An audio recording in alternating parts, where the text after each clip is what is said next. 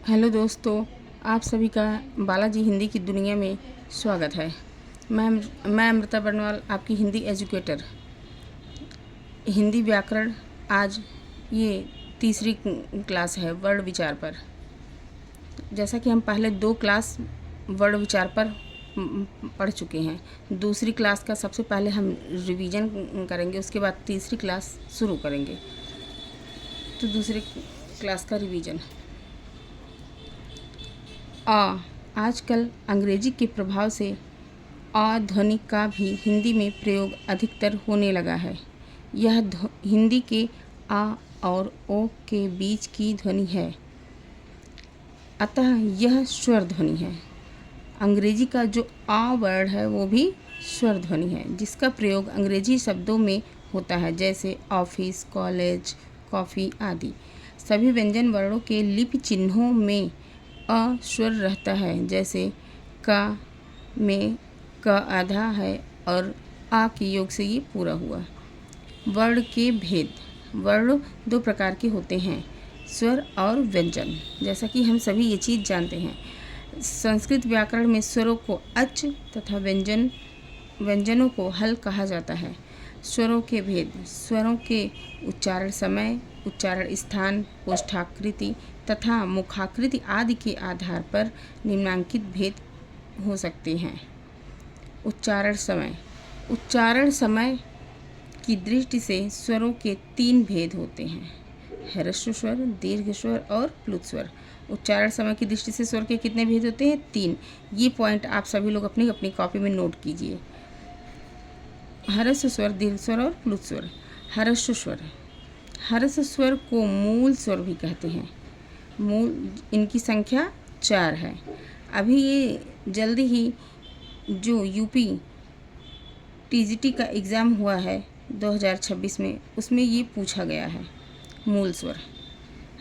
इन मूल स्वरों की संख्या 4 है, अ, ई, उ और री।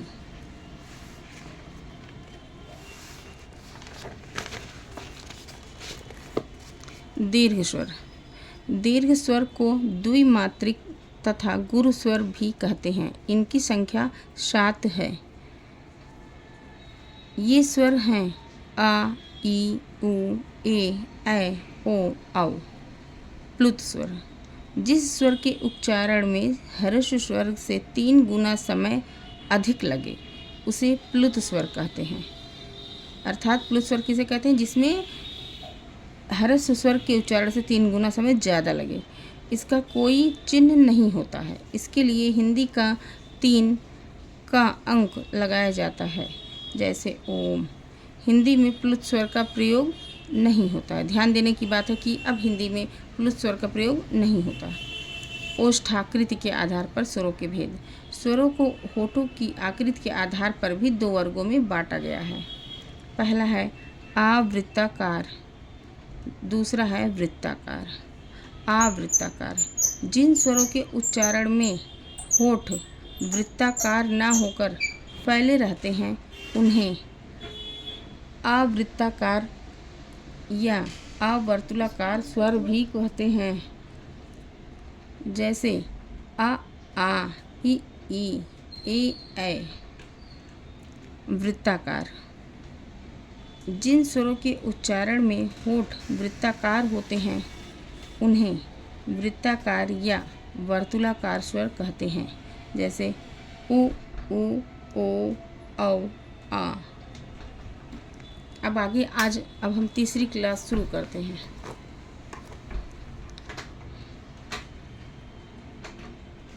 उच्चारण स्थान। उच्चारण स्थान के आधार पर स्वरों के भेद। पंडित कामता प्रसाद गुरु के अनुसार उच्चारण स्थान के आधार पर स्वरों के 2 भेद किए जाते हैं। पहला है अनुनासिक स्वर और दूसरा है निरनुनासिक स्वर। अनुनासिक स्वर, इनके उच्चारण में ध्वनि मुख के साथ साथ नासिका द्वार से भी निकलती है।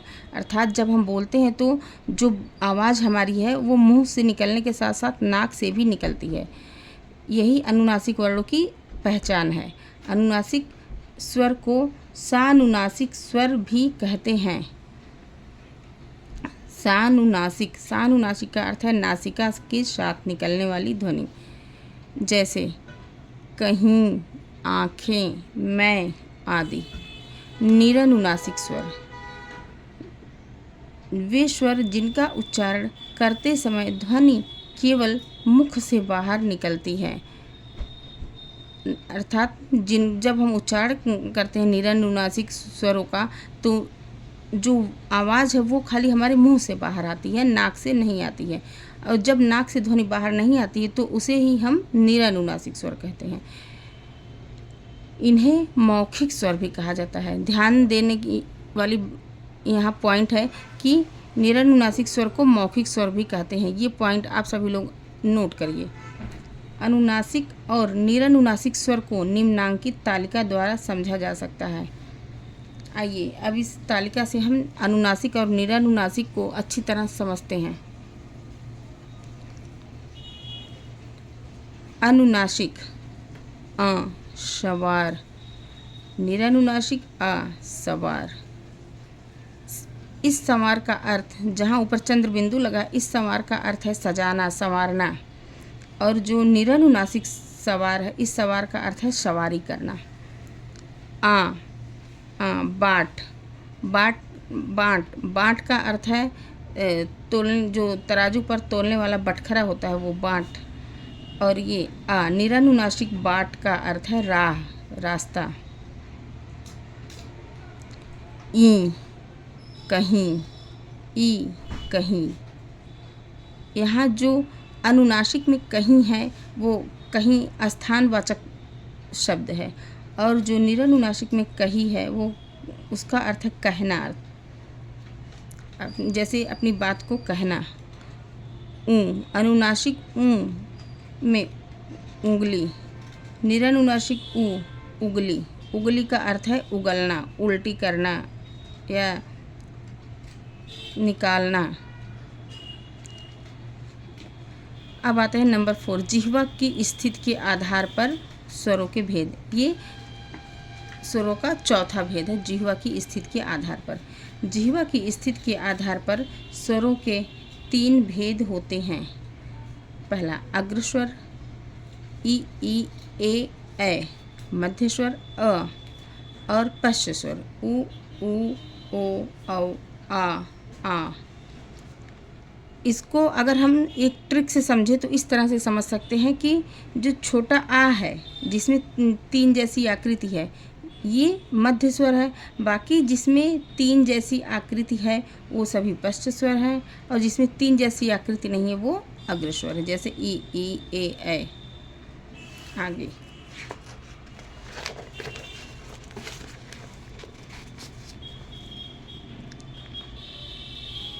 मुखाकृति के आधार पर, नंबर 5 है मुखाकृति के आधार पर स्वरों के भेद। मुखाकृति के आधार पर स्वरों के 4 भेद हैं। समृद्ध स्वर, अर्ध समृद्ध स्वर, विवृत स्वर, अर्ध विवृत स्वर। समृद्ध स्वर, समृद्ध का अर्थ है कम खुला हुआ। जिन स्वरों के उच्चारण में मुख कम खुले उन्हें समृद्ध स्वर कहते हैं। समृद्ध स्वर किसे कहते हैं कि जिसके उच्चारण में मुख सबसे कम खुले, जैसा कि आप बोलकर स्वयं ये चीज़ अनुभव कर सकते हैं। जैसे ई उ। ये 4 स्वर हैं जो समृद्ध हैं, जिनके उच्चारण में मुख कम से कम खुलता है। अर्ध समृद्ध स्वर, जिन स्वरों के उच्चारण में मुख समृद्ध स्वर से थोड़ा सा अधिक खुलता है उसे अर्ध समृद्ध स्वर कहते हैं, या वह अर्ध समृद्ध स्वर कहलाता है। जैसे ए ओ, इस प्रकार 2 हैं अर्ध समृद्ध स्वर। विवृत स्वर, जिन स्वरों के उच्चारण में मुख अधिक खुला हुआ रहता है उन्हें विवृत स्वर कहते हैं। विवृत स्वर किसे कहते हैं? जिसमें मुख अधिक खुला हुआ रहता है, ज़्यादा खुला हुआ रहता है। जैसे आ, जब हम बोलते हैं आ तो हम खुद यह अनुभव कर रहे हैं कि मुख हमारा ज़्यादा खुला हुआ है। विवृत स्वर केवल एक ही है, वो है आ। अर्ध विवृत स्वर,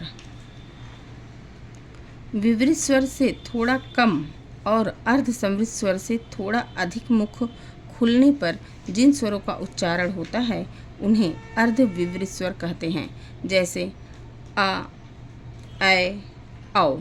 ये 3 जो है अर्धविवरित स्वर हैं। आ भी अर्धविवरित स्वर है। ये ध्यान देने योग्य बात है, इसको आप स्पेशली नोट कीजिएगा अलग से हाईलाइट करके। मोस्ट इम्पॉर्टेंट फैक्ट, ये ध्यान देने योग्य बात है, भोलानाथ तिवारी ने संयुक्त स्वर ए, ओ, ऐ, औ को संध्यक्षर भी कहा है।